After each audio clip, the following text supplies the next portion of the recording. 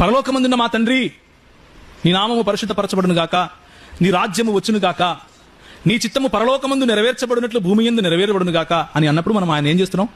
అడుక్కుంటున్నామా, ఆరాధిస్తున్నామా? ఏం చేస్తున్నాం? ఆరాధిస్తున్నాం.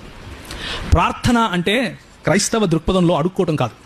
ప్రార్థన అంటే క్రైస్తవ దృక్పథంలో దేవునితో సంభాషణ, దేవునితో వార్తాలాపం, దేవునికి మన హృదయాన్ని పోయటం, దేవుని హృదయాన్ని అర్థం చేసుకోవటానికి దేవుని లేఖనాలతోనూ ఆయన సన్నిధిలోనూ గడపటం. దీన్ని ప్రార్థన అంటారు.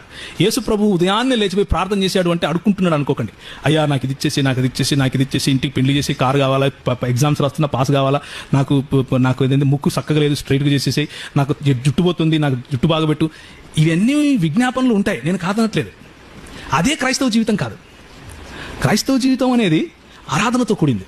ఇబాదత్ అంటారు హిందీలో లేదా ఉర్దూలో. ఆయన ఆరాధించడం, ఆయన ఆస్వాదించడం, ఆయన సన్నిధిలో కూర్చోవటం, ఆయన మాట వినటం, ఆయన